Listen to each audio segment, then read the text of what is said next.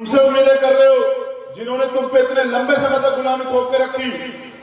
उनसे उम्मीदें कर रहे हो जिन्होंने यहां हमारी बहनों को सताया, इस सिस्टम को, पुलिस को, तमाम तरह के लोगों को यूज करके हमारी माताओं को, बहनों का लाठी मारे, हमारे लोगों को जेल में जाके बंद कर दिया। उनसे उम्मीद कर रहे हो।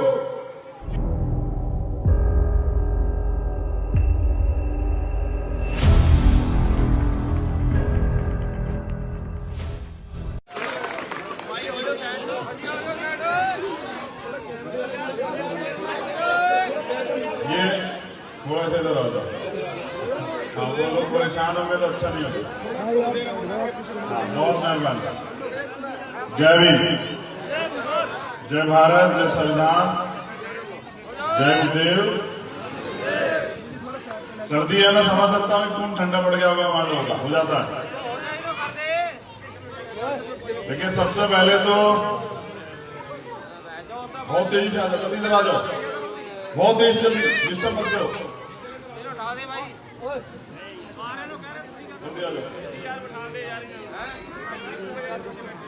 चलो मेरी आवाज आ जाएगी, अब बाद में देख लेना। आज जो है सुन लो।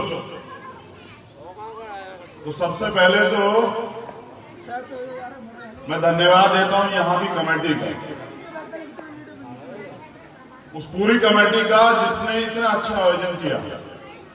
और मैं धन्यवाद देता हूं पूरे हिमाचल से यहां पहुंचे हमारे नौजवान साथी, हमारे कार्यकर्ता, हमारे जिम्मेदार लोग, हमारी माताएं बहनें, हमारे छोटे छोटे प्यारे प्यारे बच्चे। पंजाब से जो लोग यहां पहुंचे उनका भी बहुत बहुत आभार। हमारे पंजाब के भीम आर्मी के प्रधान, आजाद समाज पार्टी के प्रधान माननीय एमएल तोमर साहब, इस आंदोलन को जिसकी वजह से आज हम यहां खड़े हैं, और ये दिन जो है मेरे जीवन का भी ऐतिहासिक दिन है। और मुझे लगता है कि जो लोग मुझे सुनेंगे, नौजवान जो है, उनको भी अच्छा लगेगा मुझे सुनने के बाद। ये भी मुझे भरोसा है हिमाचल की धरती पे बड़ी कुर्बानी जिस आंदोलन में दी गई है, वो 113 लोग, जिसमें हमारी माताएं बहनें भी थी, हमारे नाबालिग छोटे भाई भी थे, बच्चे भी थे, हमारे 70 के करीब जो है जिम्मेदार, हमारे बड़े, हमारे जो हैं ताऊ चाचा रहे हैं, और सिंगारा राम शुक्ला जी हमारे बड़े भाई भी, और हमारे पंजाब के जो हैं, जो चेहरे हैं पंजाब के, जो हमारे नेता हैं, जिनकी वजह से आज ये दिन हमें देखने को मिला। नाम तो बहुत सारे हैं, वो लूंगा तो सब खराब हो जाएगा, क्योंकि समय भी काफी हो गया है और मैं आपकी जिम्मेदारियों को समझता हूं। तो मैं अगली 15 मिनट आपसे बात करूंगा, और मैं चाहूंगा जो नौजवान है ना हिमाचल के, वो मुझे सुने, जरूर सुने। ये फोन आपके पास रहेगा, ये फोन कहीं नहीं जाएगा, लेकिन अगर आप मुझे सुनने मिस कर जाओगे, बाद में वीडियो से कुछ नहीं होगा। वीडियो में तो बाबा साहब की बहुत सारी बातें पड़ी हुई, कुछ नहीं फर्क पड़ा। यहां आंख में लाके मुझे सुनो, फिर हम हमारी बात का जो है ना, हमारे वहां से आने का जो मकसद है वो भी हल हो जाएगा। करुणा के सागर तथागत गौतम बुद्ध, संत शिरोमणि सतगुरु रविदास जी महाराज, हमारे कुल गुरु, हमारे रहबर भगवान वाल्मीकि महाराज, गुरु नानक देव, संत कबीर।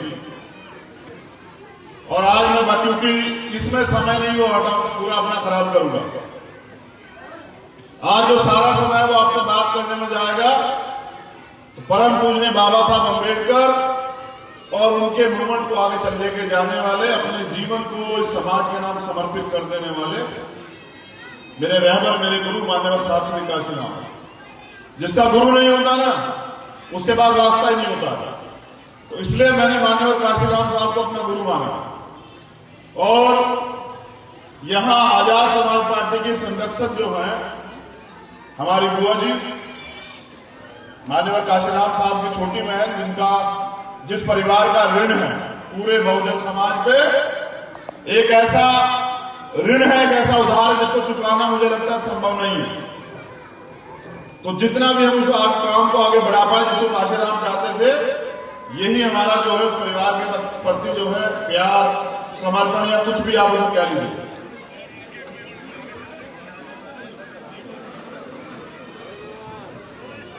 ये कहां से आ गया? पीछे हटा दो, देखो चोट मत खा लेना कोई, देखो चोट मत खा लेना। चला गया? चलिए ठीक है, देख लीजिए आराम से। देखो इसमें भी जोश आ गया। अगर इसमें जोश आ सकता है तो नौजवानों में क्यों नहीं आ सकता बताओ? देखो हमारी बात सुन के उसमें तो जोश आ गया है, और ये जो नौजवान है अगर इनमें जोश में है तो फिर क्या फायदा हमारी बात का? समझ रहे ना?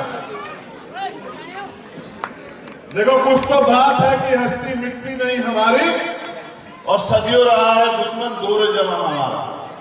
मैं पूरी जिम्मेदारी से कहता हूं कि मैं इतनी कम उम्र में इस देश के अंदर सबसे ज्यादा प्रदेशों में जाने वाला और अपने लोगों से रूबरू होने वाला पहला व्यक्ति होगा जितने लोग यहाँ, मैं पूरी जिम्मेदारी से कहता हूं। और जो बात मैं कह रहा हूं वो बहुत जरूरी है सुनना। पंजाब हो, हरियाणा हो, हिमाचल हो, उत्तराखंड हो, यूपी हो, महाराष्ट्र हो, बंगाल हो, कर्नाटक हो, उड़ीसा हो, असम हो, केरल हो, मध्य प्रदेश हो, राजस्थान हो, दिल्ली हो, या पूरे देश का कोई भी कोना। और जब हम वहां जाते हैं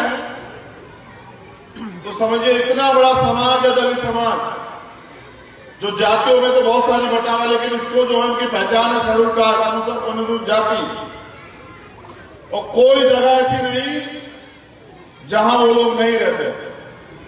मुझे नहीं पता था, हिमाचल से मैं कई बार गुजरा कि हिमाचल में इतने बड़े पैमाने पर रहते हैं।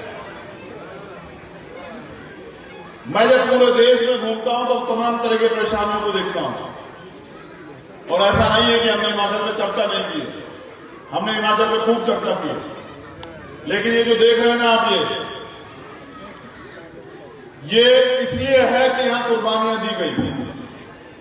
अगर संघर्ष ना किया जाता, लोगों ने हिम्मत न जुटाई होती, लड़े ना होते, तो शायद आज ये नहीं होता। ये नहीं होता तो क्या हम लोग यहां होते? बिल्कुल नहीं। अभी परसों मेरे पास फोन आया तो मुझे कहा कि भाई दिल्ली में एक हमारा गुरुघर तोड़ा गया था। पंजाब और हिमाचल के लोगों को याद है या नहीं है? बताओ, है या नहीं है? 67 दिन जेल में रहे हम लोग, उसमें 97 लोग, लगभग इतने लोग जितने यहां थे। खूब लाठियां खाई, खूब मुसीबतें झेली, लेकिन एक ही सपना था। क्या सपना? कि जो हमारा छीन लिया गया, जो हमारा अपमान किया गया, वो अपमान वापस चाहिए किसी भी कीमत पे। समझ रहे? तो मुझे फोन आया कि 27 तारीख को जब गुरुजी की जयंती जो है अब आ रही है, उस दिन वो गेट खुलेगा, मंदिर का निर्माण कार्य वहां शुरू होगा, भैया आप आना। तो मैंने कहा कि देखो, वो आंदोलन अपने मान सम्मान की लड़ाई के लिए था, और हम लोगों ने इसलिए लड़ा कि हमने वादा किया है कि कभी भी अपने लोगों का मान सम्मान कमजोर नहीं पड़ने देंगे, बिल्कुल नहीं पड़ने देंगे, ना झुकने देंगे, और ना ही किसी को इजाजत देंगे कि कोई हमारे लोगों को सता सके। ये याद किसी को नहीं है पूरे देश में। तो मैंने उनसे कहा कि ये काम तो आप भी कर लोगे, मेरी बहुत सारी जगह ड्यूटियां लगी हुई है, क्योंकि मुझे बाबा साहब अम्बेडकर और माननीय साहब काशीराम साहब के मिशन को पूरा करना है, अपने संतों, गुरुओं, महापुरुषों के मिशन को पूरा करना है। भाषाएं बदल जाती हैं, रंग बदल जाते हैं, कद बदल जाते हैं, लेकिन इतनी बड़ी आबादी है आपकी कि आपके लोगों का जो एक क्षेत्रफल की दृष्टि से पूरे भारत में जो आबादी है वो सबसे ज्यादा है। पूरे देश में अगर किसी की सबसे ज्यादा आबादी है तो वो आपकी। लेकिन कड़वी और सच्ची बात यह है कि जिनका राज नहीं होता ना, उनका धर्म भी नहीं होता। जिनका राज नहीं होता, उनका धर्म नहीं होता। जिनका दल नहीं होता, उनका कोई बल नहीं होता, उनका कोई फल नहीं होता। जिनका नेता नहीं होता, उनका कुछ नहीं होता। देखो, मैं ये तो बड़ी बड़ी बातें करते हैं, हमारे सब लोग कहते हैं कि नहीं करोड़ों हजारों, मैं तो ये कह रहा हूं, मैं तो आपका खून, जो बड़े हैं उनसे छोटा भाई, जो और बड़े हैं हमारे बुजुर्ग हैं उनका बच्चा, अपनी बहनों का ईमानदार भाई और अपनी माताओं का खून, अपना बेटा। और आज इस गुरु घर के सामने खड़े होकर संकल्प ले रहा हूं कि जीवन के आखिरी क्षण तक अपने महापुरुषों के आंदोलन को, उनके जो सपने थे उनको पूरा करने के लिए अपने खून का एक कण लगा दूंगा, लेकिन कभी आपका मान नहीं बिगड़ेगा। मुझे बताया गया कि यार हमारे लोग यहां डर के थोड़ा सा रहते हैं। काहे को देखो, डरते तो हम हैं, लेकिन बुराई करने से, बुरा बोलने से, किसी को सताने से, किसी का कुछ लूटने से, किसी का कुछ छीनने से, किसी बहन का अपमान करने से और कोई भी तरह का अन्याय, अत्याचार, जुल्म जाते होते हुए देखने से डरते हैं। और डरते हैं तो अपने गुरुओं से, महापुरुषों से, इंसानों से नहीं डरते हैं साहब। ना किसी सरकार से डरते हैं, ना किसी माफिया से डरते हैं, ना किसी सिस्टम से डरते हैं। लेकिन मैं जो बता रहा था, पूरे देश में जब दिल्ली में गुरु घर तोड़ा गया तो पता भी नहीं लगा था उमर साहब कहां से लोग आए। पंजाब से, राजस्थान से, असम से, बिहार से, बंगाल से। लोकतंत्र इसलिए बना था, देखो गौर करना, ये तो मैंने आपके आंदोलन की, आपकी ताकत की बात बताई, लेकिन बाबा साहब अम्बेडकर ने लोकतंत्र में जो व्यवस्था की ना, संविधान में लोकतंत्र, ये इसलिए बना था कि जो आबादी अधिकारों से वंचित है उनको अधिकार कैसे दिए जाएं। क्योंकि गौर करो, जब भारत आजाद हुआ तो पावर जिनके पास थी ना, अंग्रेजों के पास, उनसे दूसरे लोगों पे ट्रांसफर हो गई। बंटवारा किसी चीज का नहीं हुआ, ना तो धन बटा, ना धरती बटी, ना बिजनेस बटा, ना ही कुछ और बटा। तो हम तब भी जो हैं अपने संघर्ष के दम पे थे यहाँ, आज भी अपने संघर्ष के दम पे हैं। लेकिन हमारे गुरुओं, महापुरुषों ने हमें ये नहीं सिखाया। हम लोग रोज उनकी वाणियों को पढ़ते हैं, ऐसा चाहूं राय में जो मिले सब अनुवन, और छोट बड़े सब संग रहे रविदास प्रसन्न। तुम कहां चल रहे हो उस रास्ते पे? उनसे उम्मीदें कर रहे हो जिन्होंने तुम पे इतने लंबे समय तक गुलामी थोप के रखी। उनसे उम्मीदें कर रहे हो जिन्होंने यहां हमारी बहनों को सताया, इस सिस्टम को, पुलिस को, तमाम तरह के लोगों को यूज करके हमारी माताओं को, बहनों का लाठी मारे, हमारे को जेल में जाके बंद कर दिया। उनसे उम्मीद कर रहे हो कि वो तुम्हारे हित के काम करेंगे। अरे मैं कह रहा हूं कि तुम लोग इसलिए यहां शर्म करके रहते छिपके कि तुम्हें लगता है कोई तुम्हें सता देगा। जाओ, मैं तुम्हें पूरी ईमानदार से कहता हूं कि जाओ, तुम खुल के अपने घरों में लिखो। मैं देखता हूं कौन तुम्हारा बाल बाबा करता है। अगर किसी व्यक्ति की तरफ यहां आग उठेगी तो यहां इतने सर दिखाई देंगे, इतने लोग दिखाई देंगे कि यहाँ की सरकार जो है वो घुटनों पे आ जाएगी एक दिन में। याद रखना मेरी बात। अरे जिंदा कौम है हम, जिंदा कौम है, मुर्दा नहीं है, और अपने दम पे है यहाँ। मैंने कहा कि कुछ तो बात है कि हस्ती मिटती नहीं है हमारी, कुछ तो बात है कि हस्ती मिटती नहीं है हमारी, और सदियों रहा है दुश्मन दोरे जमा हमारा। जब से लेके देखो, जब से हमारा राज गया है, तब से लेके आज तक हमेशा हमारे खिलाफ साजिशें हुई। हमें रोकने का प्रयास किया, हमें डराने का, धमकाने का, हमें सताने का प्रयास किया, हमारा मनोबल तोड़ने का काम किया गया। लेकिन फिर भी हम जिंदा हैं, और जिंदा इसलिए हैं कि हमारे गुरुओं ने हमें बल दिया। गुरु नानक देव और तमाम 10 गुरु हमारे, आप देखिए कुर्बानियां दी।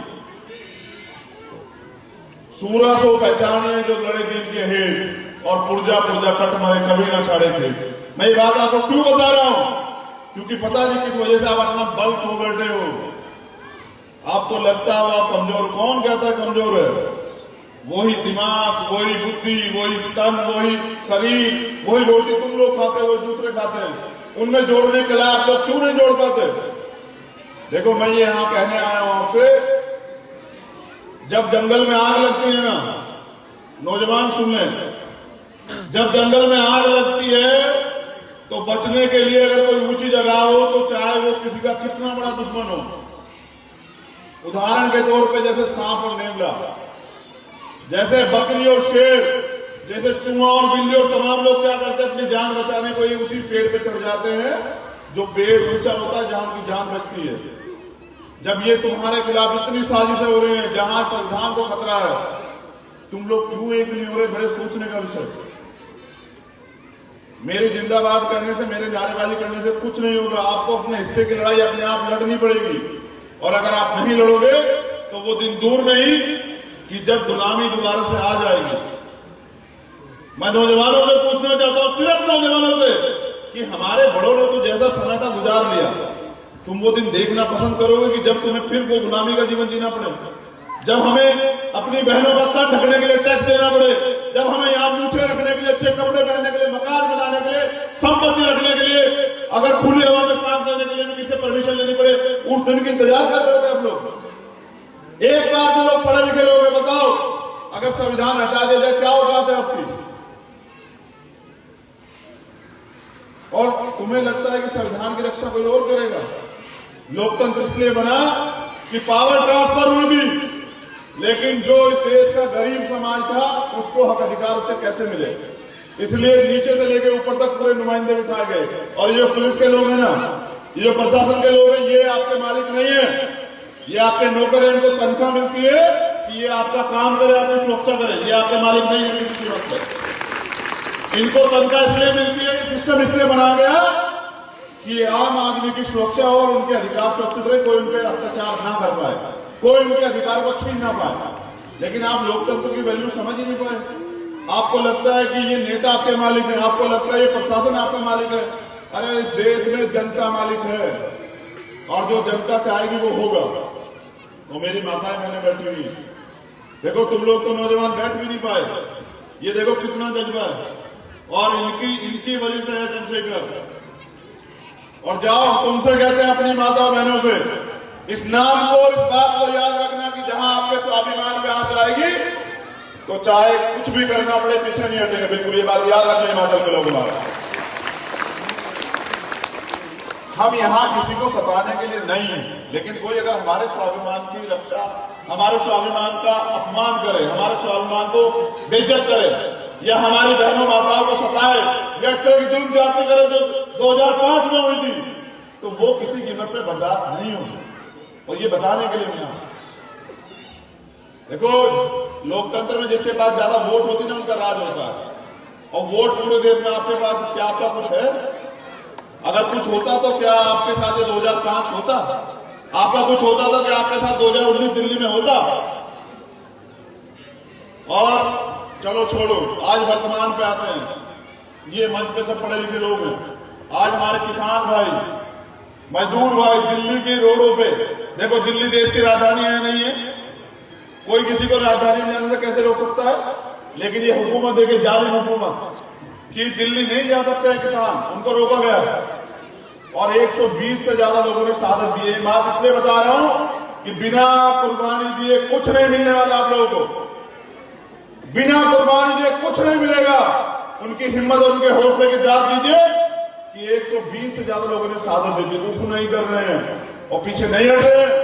पूरी सरकार एक तरफ और इस देश का भगवान, इस देश का किसान एक तरफ, और सरकार को नाको तले जो है चने चबवा रखे। देखिए ये होती है ताकत। एकता में कितनी शक्ति होती है पता है? ये होती है शक्ति। और किसान, जिन लोगों को लगता है कि किसान बर्बाद हो जाएगा तो कुछ नहीं, हमारा कुछ नहीं जाएगा, किसान बर्बाद हो जाएगा तो ये देश बर्बाद हो जाएगा।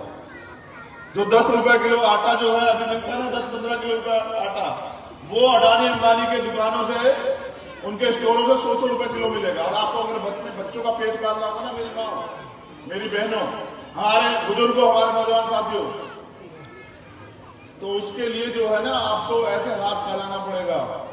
रोजगार छीन लिया, कितनी नौकरी दे रही है सरकार बताइए? सेंट्रल गवर्नमेंट से कोई नौकरी निकल रही है क्या?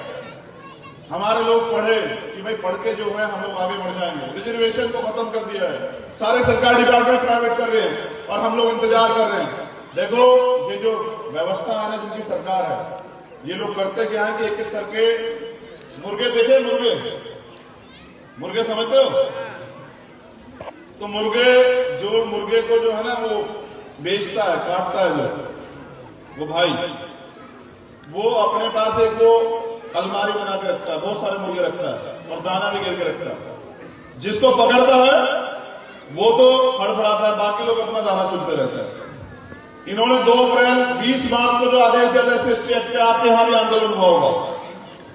आप पहले आपको सताया, फिर जीएसटी लागू करके छोटे व्यापारियों को सताया, फिर सीएए एनआरसी लागू करने के लिए मुस्लिम भाइयों को सताया, और अब इस देश का बल है, इस देश का जो अन्नदाता है, इस देश की जो रीढ़ है, उस रीढ़ को कमजोर करने के लिए इन्होंने किसान को जो है बर्बाद करने का, खत्म कर देने का काम करने के लिए ये लोग ये कानून बना लाए। और जब जिसकी मुसीबत आई वो अकेला लड़ा।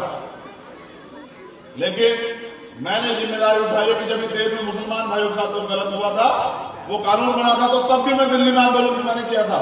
और आज किसानों के साथ वो है तो सुगड़ा जी खड़े, हमारे यहाँ की टीम भी जाती रहती, लेकिन सारे मोर्चों पे हमारे लोग किसान भाइयों के साथ जो है आंदोलन में कंधा से कंधा मिलाकर खड़े हुए हैं।